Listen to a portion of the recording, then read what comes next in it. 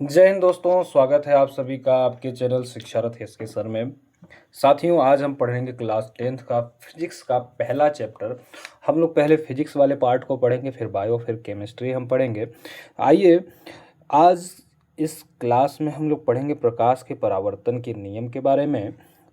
आज के बाद आपको इस वीडियो के बाद आपको प्रकाश से संबंधित कोई भी परेशानी नहीं होगी। आइए शुरू करते हैं। प्रकाश का परावर्तन और अपवर्तन पाठ का नाम है, पाठ है प्रकाश। आइए समझते हैं प्रकाश है क्या।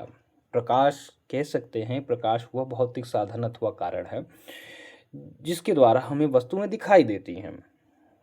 आइए कुछ शब्दों के बारे में समझते हैं इससे। जैसे प्रकाश के कुछ स्रोत होते हैं, कुछ प्राकृतिक होते हैं, कुछ कृत्रिम होते हैं।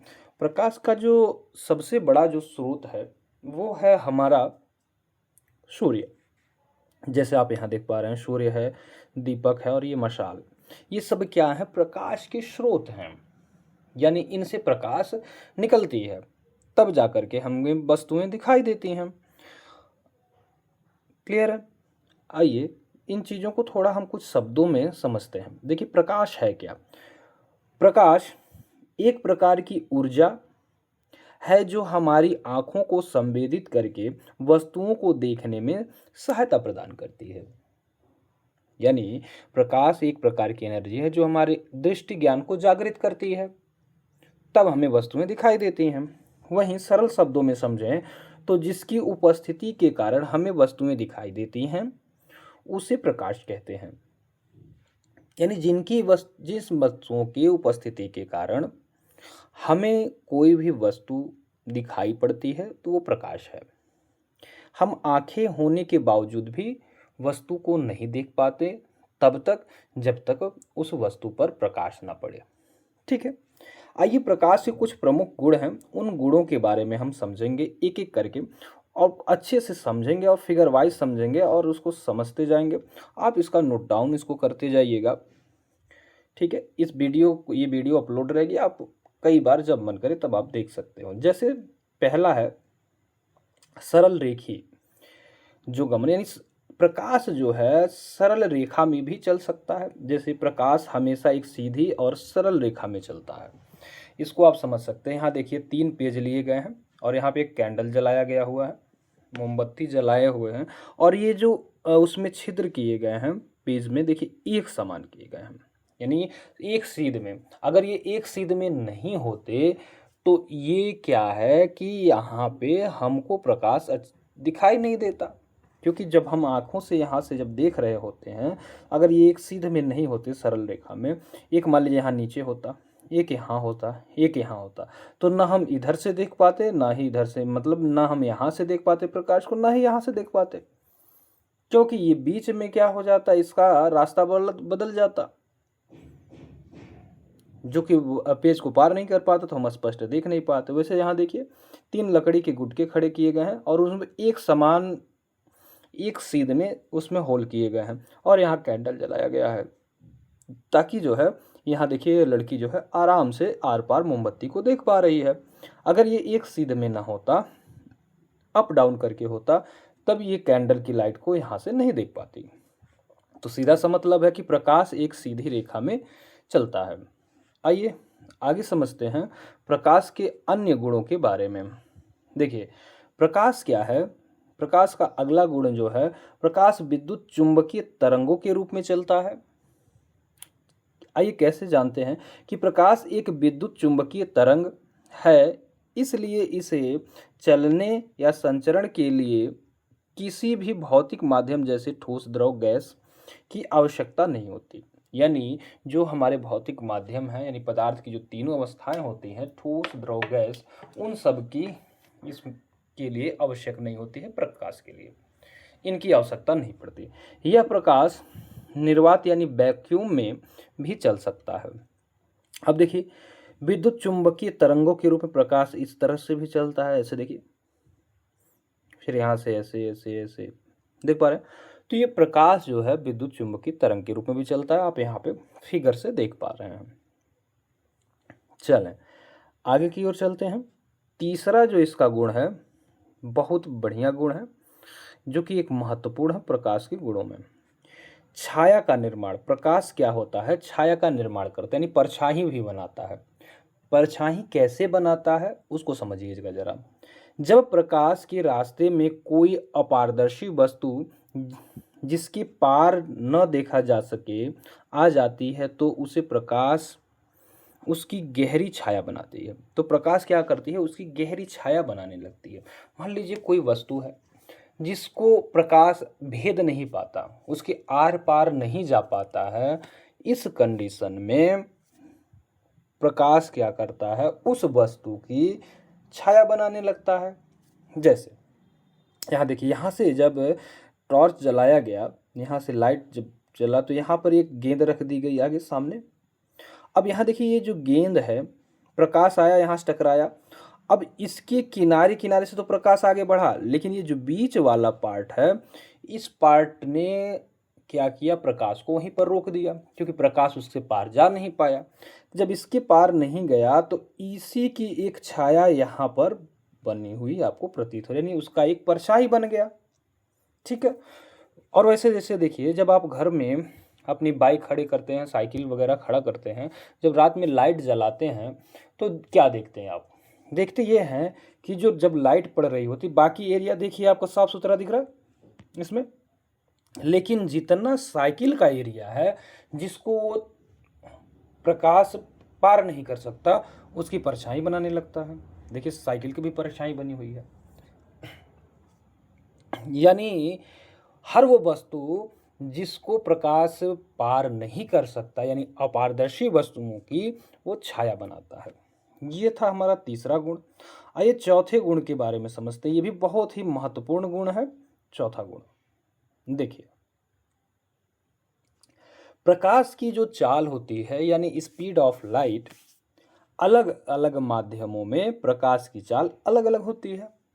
यानी जो प्रकाश की चाल है वो उसका माध्यम अलग अलग होता है, अलग अलग माध्यम में अलग अलग प्रकार से चलती है। जैसे निर्वात में उसकी चाल कुछ और रहेगी, कांच में कुछ और रहेगी, जल में कुछ और रहेगी। तो यानी जैसे उसका माध्यम बदलेगा प्रकाश का, वैसे उसकी चाल में भी परिवर्तन होगा। जैसे समझिए, निर्वात में जो प्रकाश की चाल है 3 × 10⁻⁸ मीटर प्रति सेकेंड है।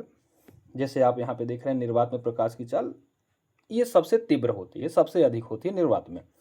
वहीं जल में जो प्रकाश की चाल होती है वो 2.25 × 10⁻8 मीटर प्रति सेकेंड होती है। आइए आगे की ओर समझते हैं। अब जल में जो होता है, जल में ऐसा क्या है, देखिए जल में थोड़ी सी कमी, निर्वात में ज़्यादा होता है, उसके बाद जल में थोड़ी सी कमी आ जाती है। जल में क्या होता है कि यहाँ पे देखिए, प्रकाश यहाँ से तो यहाँ तो निर्वात है, वो तेजी से चलेगा, यानी 3 × 10⁻8 मीटर प्रति सेकेंड के हिसाब से चलेगा।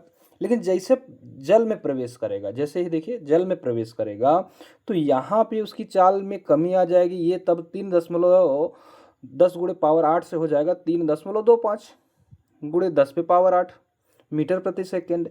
ये यहाँ पे चाल हो जाती है।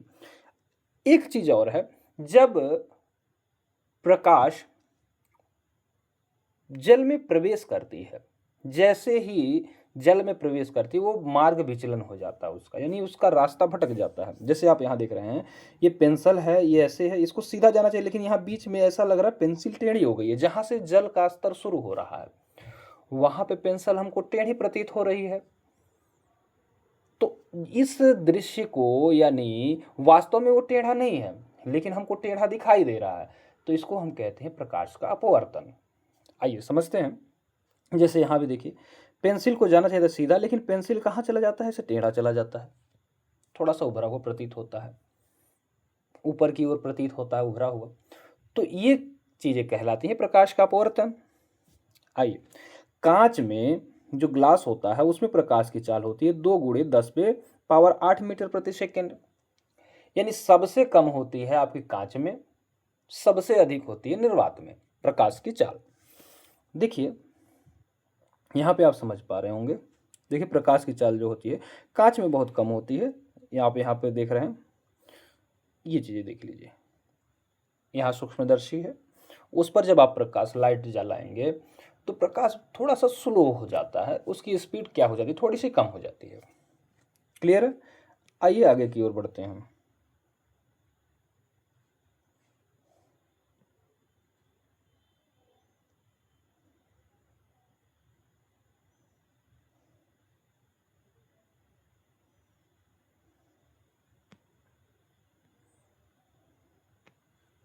देखिए, प्रकाश कुछ अभी हमने पढ़ा कि प्रकाश जो है, अब देखिए यहाँ पे जो जल है, जल में प्रकाश की चाल थोड़ी सी कम होती है। ये पारदर्शी है, ये अल्प पारदर्शी है, ये अपारदर्शी है। अब देखिए, जिनके आर पार प्रकाश चला जाता है, जैसे यहाँ पे देख पा रहे हैं प्रकाश आर पार चला गया, तो उस वस्तु को हम स्पष्ट रूप से देख सकते हैं, यानी ये ट्रांसपेरेंट है। ठीक है। कुछ ऐसे होते हैं, जैसे आप यहाँ मिड में देख रहे हैं बीच में, ये क्या करती हैं, प्रकाश को कुछ भाग तो बाहर भेज देता है लेकिन कुछ भागों को रोक लेता है। जैसे देखिए यहाँ पे कुछ भागों को ये रोक लिया है और कुछ ही भाग इसका बाहर आ पाया है। इसको कहते हैं अल्प पारदर्शी, यानी अल्प मतलब थोड़ा सा पार गया और थोड़ा इधर ही रुक गया। एक होता है आपका अपारदर्शी, जिसमें प्रकाश बिल्कुल ही प्रवेश नहीं करता, यानी प्रकाश यहीं रुक जाता है। तो जिस जहां पे प्रकाश एकदम से रुक जाता है तो उसको कहते हैं अपारदर्शी, और उन्हीं वस्तुओं की प्रकाश छाया बनाने लगता है। आइए प्रकाश के नियम के बारे में पढ़ते हैं, यानी प्रकाश का सबसे पहले पढ़ेंगे प्रकाश के परावर्तन। क्लियर है? देखिए, प्रकाश का जो परावर्तन है उसको हम लोग समझेंगे। प्रकाश के परावर्तन में होता क्या है एक्चुअली, कि जब प्रकाश किसी चमकदार या चिकनी सतह जैसे दर्पण या शीशा से टकराता है तो वह उसी माध्यम में वापस लौट जाता है। इस घटना को प्रकाश का परावर्तन कहते हैं।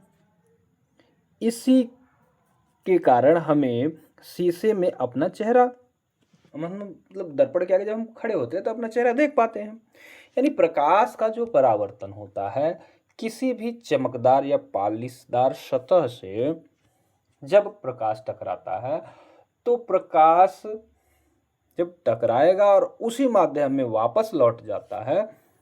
ठीक है, ये प्रक्रिया कहलाती है प्रकाश का परावर्तन। इसी नाते हम जो दर्पण के सामने जब खड़े होते हैं तो हमारे चेहरे से प्रकाश टकरा के दर्पण पर पड़ता है और वहां से फिर पुनः अपने माध्यम में लौट आता है, तो ये प्रक्रिया कहलाती है प्रकाश का परावर्तन, और तभी हमको वस्तु दिखाई देती है। जैसे आप देखिए, बिंदु P से आने वाली जो किरण है इसको आपतित किरण कहते हैं, और यहाँ Q पर मिली, टकराई दर्पण से और ये इधर आगे निकल गई। ठीक है, तो इसको परावर्तित किरण कहते हैं। ये बीच में जो खड़ा ये अभिलंब है, इनके बीच में यानी आपतित किरण और अभिलंब के बीच में आपतन कोण होता है जिसको I से डिनोट करते हैं, और अभिलंब और परावर्तित किरण के बीच में होता है परावर्तन कोण जिसको R से डिनोट करते हैं। आइए आगे की ओर समझते हैं प्रकाश का अपवर्तन क्या कहता है। प्रकाश का परावर्तन तो ये कहता है कि प्रकाश किसी सतह से टकराकर फिर वो अपने माध्यम में वापस लौट आती है, प्रकाश का परावर्तन है। अपवर्तन ये कहता है कि जब प्रकाश की किरणें एक पारदर्शी माध्यम से दूसरे पारदर्शी माध्यम में, जैसे हवा से पानी या हवा से कांच में जाती हैं, तो वह अपने सीधे रास्ते से थोड़ा मुड़ जाती हैं। इसे प्रकाश का अपवर्तन कहते हैं। पानी में डूबी हुई पेंसिल का जो है टेढ़ा दिखना इसी के कारण होता है। अब समझिए बात को, इस पूरे बात का सारांश क्या है कि प्रकाश का अपवर्तन वो होता है कि जब एक पारदर्शी माध्यम से प्रकाश दूसरे पारदर्शी माध्यम में प्रवेश जब करता है, पारदर्शी होगा तभी हमको दिखेगा, तो जब एक पारदर्शी से दूसरे पारदर्शी माध्यम में वो जब प्रवेश करता है तो प्रवेश करने के क्रम में, जैसे आप यहाँ फिगर में देख पा रहे हैं, पेंसिल थोड़ी सी क्या होती है, टेढ़ी दिखाई देने लगती है, एक्चुअल में इसको होना यहाँ चाहिए, लेकिन ये थोड़ी सी आगे की ओर दिखाई दे रही है। तो ये प्रक्रिया कहलाती है प्रकाश का अपवर्तन, यानी वो अपना मार्ग थोड़ा सा टेढ़ा कर जाता है, वो उसका मार्ग क्या हो जाता है, मार्ग विचलन हो जाता है, अपना रास्ता वो भूल जाता है। अब जब अपना रास्ता वो भूल गया तो उसी को कहते हैं प्रकाश का परावर्तन। ठीक, चलें आगे की ओर चलते हैं। प्रकाश का वर्ण विक्षेपण के बारे में पढ़ते हैं। आइए, प्रकाश का वर्ण विक्षेपण क्या है इसको जरा हम लोग समझेंगे आसान भाषा में। प्रकाश का जो वर्ण विक्षेपण होता है, यानी रंगों का जो विक्षेपण है, वो किस हिसाब से होता है। सूर्य का सफेद प्रकाश असल में 7 रंगों का मेल है। जैसे सूर्य का प्रकाश हमको लगता है कि व्हाइट कलर का है, ये प्रकाश है, एक ही कलर है, लेकिन एक्चुअली में होता नहीं है। एक्चुअली में वो होता कितना है, 7 रंग उसमें मिले होते हैं। कौन कौन से होते हैं आइए समझते हैं। बैगनी, जामुनी, नीला, हरा, पीला, नारंगी और लाल, जिसको बीबीजियोर भी कहते हैं। यानी देखिए, से मिलकर बना, यानी इन 7 रंगों से मिलकर के बना। यहाँ पे आप देख पा रहे हैं 7 रंग है। ठीक है, बैगनी है, जामुनी है, फिर उसके बाद नीला, हरा है, पीला है, नारंगी है और लाल, लास्ट में सबसे ऊपर लाल है। अब समझिए, जब प्रकाश जब यह प्रकाश किसी प्रिज्म से गुजरता है, आप देख रहे हैं ये प्रिज्म है आपके सामने, जब प्रिज्म से गुजरता है तो यह अपने 7 रंगों से अलग अलग बट जाता है। देखिए यहाँ 7 रंग इसके दिखाई दे रहे हैं। आकाश में इंद्रधनुष जो बनता है, यानी जो रेनबो बनता है, का बनना इसका सबसे अच्छा उदाहरण है। यानी जो आकाश में आप इंद्रधनुष देखते हैं जिसमें 7 रंग बने हुए होते हैं, तो उसी को हम कहते हैं प्रकाश का वर्ण विक्षेपण। जब हम किसी प्रिज्म पर प्रकाश डालते हैं तो वहां से उसके रंग जो है अलग अलग कलर में दिखाई देते हैं। आप जब सूर्योदय होता है, सूर्य की किरणों के सामने बाल्टी में पानी रखकर एक दर्पण रख लीजिए और उसको किसी अंदर जो है जहाँ धूप ना हो उस दीवार पर उसको उसके प्रकाश को फोकस दीजिए, तो वहाँ पे आप देखेंगे अलग अलग कलर वहाँ पे दिखाई देंगे। ठीक है, तो इसको प्रकाश का वर्ण विक्षेपण कहते हैं। इसमें देखिए जो लाल रंग होता है इसका तरंगदैर्घ्य सबसे ज़्यादा होता है, बैगनी रंग का तरंगदैर्घ्य सबसे कम होता है। ठीक है, तो ये चीज़ें आपको थोड़ी सी याद रखनी है। आइए समझते हैं। आगे है द्वैत प्रकृति। ठीक है, द्वैत प्रकृति क्या है, जिसको डुअल नेचर ऑफ लाइट्स कहते हैं। आधुनिक विज्ञान के अनुसार प्रकाश की दोहरी प्रकृति होती है। यह तरंग की तरह भी व्यवहार करता है और कण की तरह भी। जैसे आप देखिए, ये कणों की भांति भी आगे बढ़ता है ऐसा प्रतीत होता है प्रकाश, और तरंगों के भी माध्यम से ऐसा लगता है। जैसे यहाँ पे देखिए, यहाँ तरंगों की तरह से चल रहा है, ऐसे ऐसे ऐसे ऐसे अप डाउन करके। ठीक है, तो ये तरंगों के माध्यम है, और यहाँ ये कणों के भी माध्यम से चल रहा है। तो तरंग के हिसाब से भी वो लगता है कि प्रकाश की गति हो रही है, और कण दर कण भी ऐसा लगता है कि प्रकाश की गति उसमें मोशन कर रहा है। तो ये थोड़ी सी है, तो इस नाते इसको दोहरी प्रकृति का भी प्रकाश को माना गया है। आइए, प्रकाश की जो तरंगदैर्घ्य होती है जिसकी बात हम कर रहे थे, आइए इसको समझते हैं। दृश्य प्रकाश की तरंगदैर्घ्य जो होती है वो क्या है, जिस प्रकाश को हमारी आंखें देख सकती हैं। जरूरी नहीं कि सारे प्रकाश को, अब ज़्यादा फोकस रहेगा तो हम आंखों को देख थोड़ी पाएंगे। अब सूर्य को कहिए कि निहारिए तो निहार पाएंगे, वहाँ पे होता क्या है, हमारी आंखें चकाचौंध हो जाती हैं जिस वजह से दिखाई नहीं देता हमको। तो जो हमारी आंखें देख सकती हैं उसमें, उसे हम दृश्य प्रकाश कहते हैं।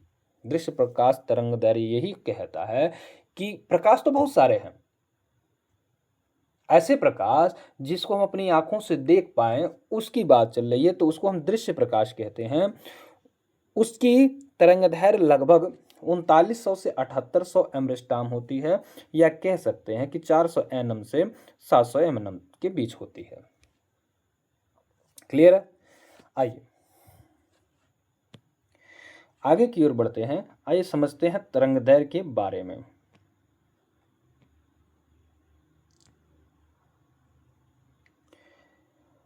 जो तरंगदैर्घ्य होता है सबसे अधिक किसका होता है और सबसे कम किसका होता है, आप इस फिगर से समझ सकते हैं। देखिए जो तरंगदैर्घ्य होता है सबसे अधिक ऊपर है, कौन है, लाल रंग। लाल रंग का तरंगदैर्घ्य सबसे ज्यादा होता है।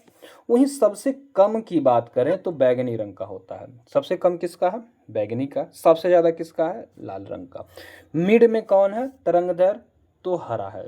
हरा क्या है, बीच में है, 3 ऊपर 3 नीचे, मध्य में कौन है, हरा है। तो ये चीज़ें आपको याद रखनी है कि सबसे ज़्यादा तरंगदैर्घ्य होता है लाल का, उसके बाद नारंगी, फिर पीला, फिर हरा, फिर नीला, फिर जामुनी, लास्ट में आता है बैगनी। वहीं प्रकीर्णन की बात करेंगे तो जस्ट इसका उल्टा हो जाता है। प्रकीर्णन में सबसे ज़्यादा किसका होगा, तो होगा बैगनी का। हाँ बैगनी का, फिर उसके बाद जामुनी का, फिर नीला, फिर हरा, फिर पीला, फिर नारंगी, फिर आपका आएगा लाल। प्रकीर्णन सबसे ज़्यादा होता है बैगनी का, और वहीं लाल रंग का तरंगदैर्घ्य सबसे ज़्यादा होता है। तो ये चीज़ें थोड़ी सी आपको याद करनी है। आइए दीप्त और अदीप्त के बारे में समझते हैं। ये बहुत ही रोमांटिक, जो बहुत ही अच्छा चैप्टर है ये। आइए इसको हम अच्छे समझते हैं, बहुत ही महत्वपूर्ण चैप्टर। दीप्त वस्तुएं, या जिसको प्रदीप्त भी कहा जाता है, कहीं कहीं आपको दीप्त देखने को मिलेगा, कहीं प्रदीप्त देखने को मिलेगा। जैसे वह वस्तुएं जो स्वयं प्रकाश उत्सर्जन करती हैं उन वस्तुओं को प्रदीप्त वस्तुएं कहते हैं। यानी जिन वस्तुओं में स्वयं का प्रकाश होता है उन्हें हम प्रदीप्त वस्तुएं कहते हैं। ठीक है, जैसे आप यहाँ देख पा रहे हैं सूर्य है, ये बल्ब है, विद्युत बल्ब, ठीक है, और यहाँ मोमबत्ती है। तो ये जो है मोमबत्ती, ठीक है, सूर्य, बल्ब, ये सारे क्या हैं, ये दीप्त वस्तु हैं, क्योंकि इनका स्वयं का अपना प्रकाश होता है। ये स्वयं प्रकाश को उत्सर्जित करते हैं।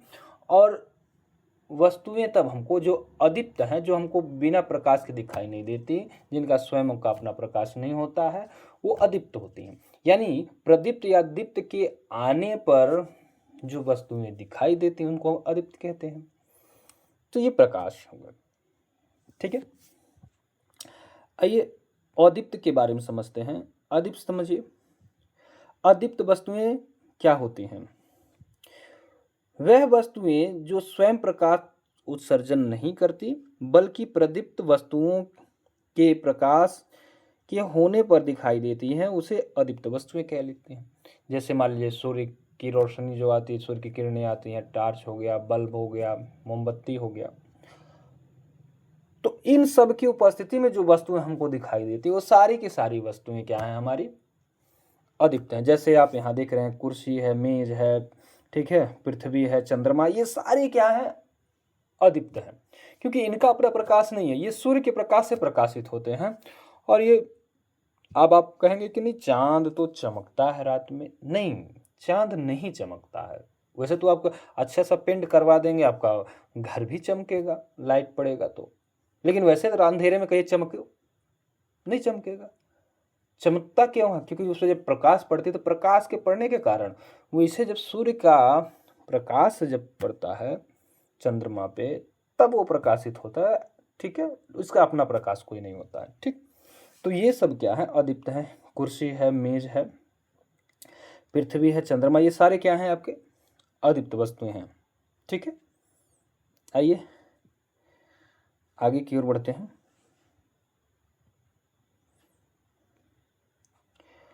आइए समझते हैं प्रकाश का परावर्तन होता कैसे है, उसके नियम के बारे में पढ़ते हैं। देखें,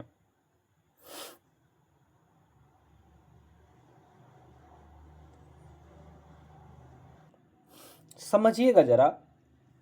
प्रकाश का परावर्तन वह प्रक्रिया है जिसमें प्रकाश किसी चमकदार या पालिशदार, यानी चमकदार या पालिश की हुई सतह से टकराकर उसी माध्यम में वापस लौट जाता है, उसे प्रकाश का परावर्तन कहते हैं। आप देखिए यहाँ पे आप देख पा रहे हैं, इसको थोड़ा सा हम बड़ा करते हैं, इसको समझिए जरा। देखिए यहाँ पे आपको दिख रहा होगा साफ, ये आपतित किरण है।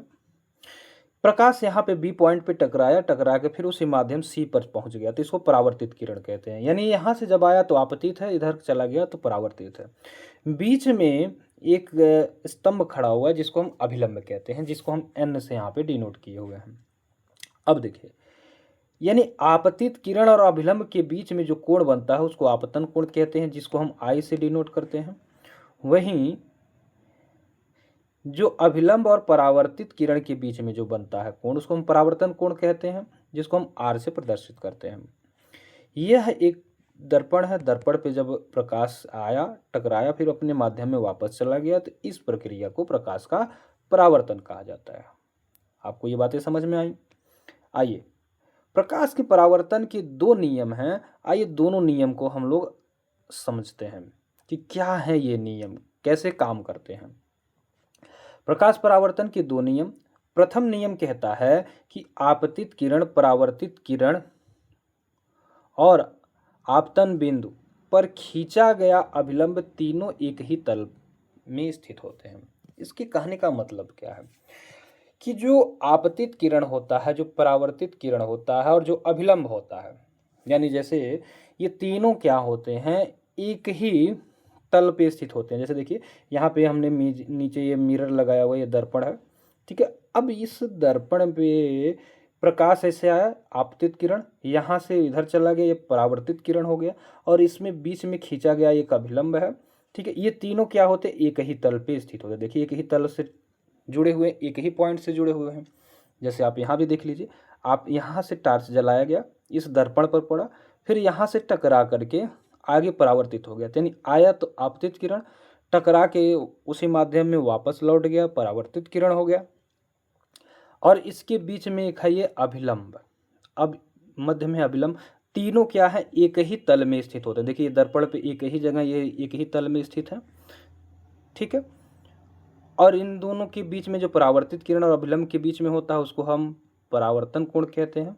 आपतित किरण और अभिलंब के बीच में जो होता है उसको हम आपतन कोण कहते हैं। तो यहाँ आप देख रहे हैं आपतन कोण को आई से, परावर्तन कोण को आर से दर्शाया गया है, ठीक है। देखिए यहाँ पे आई से और यहाँ पे आर से दर्शाया गया हुआ है, ठीक है। आइए समझते हैं कि आपतित किरण क्या है, परावर्तित किरण ये तो समझ ही गए। एक बार यहाँ शब्दों में भी लिखें, आप समझ जाएंगे इसे। देखिए आपतित किरण, सतह पर आने वाली जो किरण है वो आपतित किरण होती है। जैसे यहाँ पे आप देख रहे हैं, ऐसे आई, यहाँ पे सतह पे, यहाँ कांच पे आई, तो ये आपतित किरण है। दूसरा परावर्तित किरण, टकरा कर वापस जाने वाली किरण, यानी यहाँ से टकराई और वापस चली गई, तो ये किरण क्या होगी, परावर्तित। यहाँ से आया आपतित, यहाँ से टकरा के वापस गया, परावर्तित। अभिलंब क्या होता है, आपतन बिंदु पर सतह के लंबवत खींची गई काल्पनिक रेखा। देखिए यहाँ पे एक काल्पनिक रेखा खींची गई है, इसी को हम कहते हैं अभिलंब। दूसरा नियम क्या कहता है, दूसरा नियम ये कहता है कि आपतन कोण जो आई है, यानी यहाँ ये जो बीच में है आई, और परावर्तन कोण जो आर है इधर का, ठीक है, जो आई और जो आर है वो कह रहा है कि दोनों बराबर होते हैं, यानी आई और आर दोनों ही आपस में क्या होते हैं, बराबर, यानी आपतन कोण और परावर्तन कोण दोनों ही बराबर होते हैं। मान लीजिए अगर आपतन कोण 30 डिग्री का है तो परावर्तन कोण भी 30 ही डिग्री का होगा, ये इसमें कहना चाह रहा है। परावर्तन के प्रकार क्या होते हैं, आइए इसको समझते हैं। परावर्तन के प्रकार दो प्रकार, एक नियमित होता है, एक अनियमित।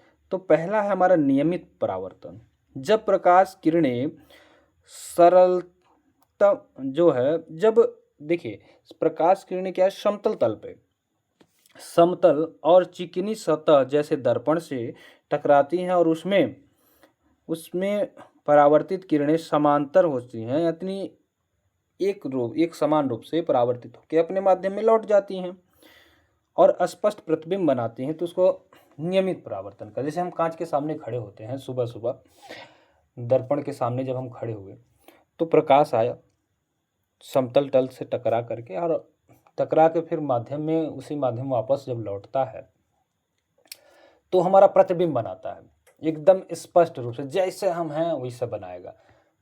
अगर हमारा मुंह टेढ़ा है तो मुंह टेढ़ा बनाएगा, सीधा है तो सीधा बनाएगा, ठीक है ना। तो वो है आपका नियमित परावर्तन। और एक होता है अनियमित, ठीक है। जैसे आप यहाँ पे देखिए,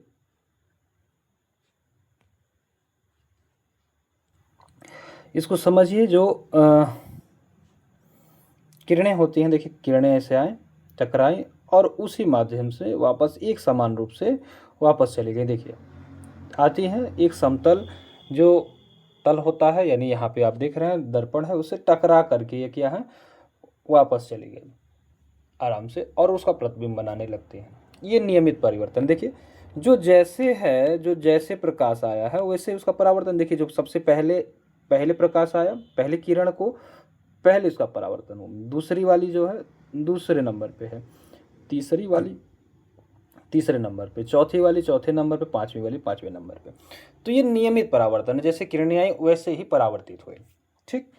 अब अनियमित जो प्रकाश का परावर्तन होता है वो क्या होता है, तो ये रेगुलर रिफ्लेक्शन समझ में आ गया। जब प्रकाश की किरणें खुरदुरी सतह से टकराकर चारों दिशाओं में बिखर जाती है, मतलब इधर उधर तितर बितर हो जाती हैं, ठीक है, तो उसको अनियमित कहते हैं। आइए समझते हैं। देखिए प्रकाश की किरणें यहाँ पे आई, ये यहाँ से आया टकरा करके, ये देखिए तीसरे नंबर पे चला गया, दूसरा वाला यहाँ से टकरा के, ठीक है, यहाँ पहुँच गया, लास्ट में पहुँच गया, तीसरा वाला ऐसे टकरा करके यहाँ पहुँच गया, चौथा वाला टकरा करके यहाँ से ये दूसरे नंबर पे आ गया, तो ये लास्ट वाला टकरा के इधर चला गया। तो ये सब इधर उधर बिखर गया। क्यों? क्योंकि इसका जो है तल समतल नहीं था। यहाँ पे देखिए क्या है, यहाँ पे तल अप डाउन है, यानी नीचे ऊपर है, जिस वजह से ये प्रतिबिंब सही नहीं बनाया। जिसकी प्रकाश की किरणें क्या होंगे, तितर बितर हो जाएंगी, बिखर जाएंगी, जिस वजह से ये प्रतिबिंब बनाने में स्पष्ट रूप से नहीं बना पाएगा। क्लियर है? आइए परावर्तक सतह को जानते हैं। परावर्तक सतह क्या है? परावर्तक सतह यह वह चिकनी या चमकदार सतह होती है जहां प्रकाश की किरण टकराकर वापस उसी माध्यम में लौट जाती हैं, जैसे समतल दर्पण।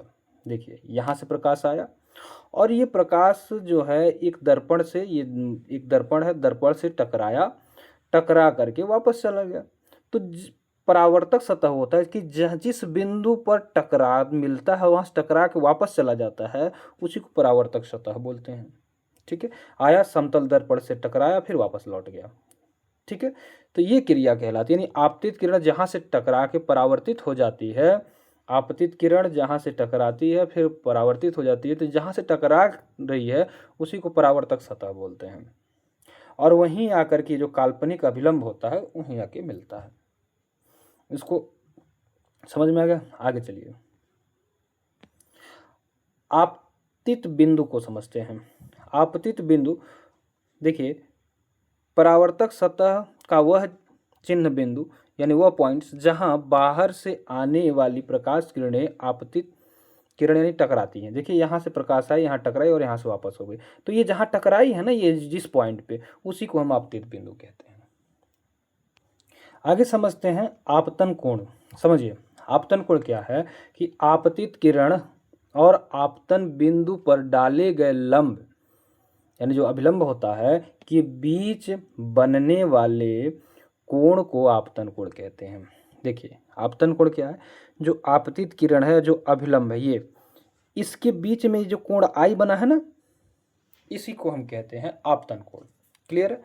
यानी जो आपतित किरण आई यहाँ दर्पण से टकराई, टकरा करके, ठीक है, और इसके बीच में जो एक अभिलंब डाला गया है, इसके बीच यानी अभिलंब और आपतित किरण के बीच में ये वाला जो पार्ट है, ये पूरा ये वाला पार्ट, तो इसको हम कहेंगे क्या, आपतन कोण।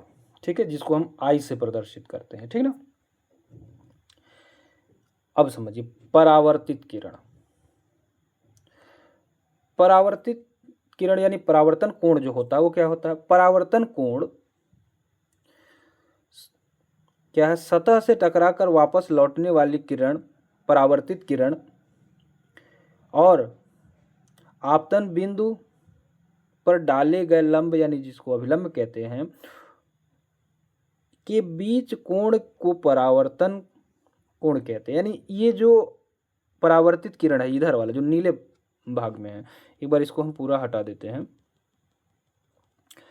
इरेजर ले लेते हैं एक बार, ठीक ना? अब समझिए यहां से कि जो आपतित किरण है, यानी जो परावर्तित किरण है, यानी यहाँ से यहाँ जो गई है, और अभिलंब के बीच में ये जो कोण बनता है इसको परावर्तन कोण कहते हैं। क्लियर है? यानी ये वाला भाग जो है ये परावर्तन कोण है, ये वाला भाग जो है वो आपतन कोण है। क्लियर? आइए इसको एक और फिगर से समझते हैं। देखिए यहाँ नीचे पे दिया हुआ, समझिए, यहाँ से ऐसे आया आपतित किरण और बीच में जो अभिलंब है इसके बीच का जो कोण होता है ये आपतन कोण होता है, और जहाँ से टकरा के परावर्तित हुआ और अभिलंब के बीच में ये परावर्तन कोण होता है। इसको आर से प्रदर्शित करते हैं परावर्तन कोण को, और इसको आई से प्रदर्शित करते हैं आपतन कोण को। अब एक चीज ये भी है, जितना आपतन कोण और परावर्तन कोण दोनों बराबर होते हैं, जैसे यहाँ पे देखिए आप आपतन कोण जो है 30 डिग्री दिया है, तो परावर्तन कोण क्या होगा, तो वो भी 30 डिग्री ही होगा, क्योंकि ये दोनों कोण बराबर होते हैं। ठीक है, तो दोस्तों आपको इतना चीज़ें समझ में आई होंगी। इन चीज़ों के आगे जो है प्रतिबिंब पर चर्चा हम कल करेंगे, क्योंकि वीडियो काफ़ी लंबी हो जाएगी। वीडियो अगर पसंद आया हो तो नेक्स्ट पार्ट जरूर देखिएगा। ये पार्ट 1 था, पार्ट 2 कल हम देखेंगे। ठीक है दोस्तों, मिलते हैं नेक्स्ट वीडियो में।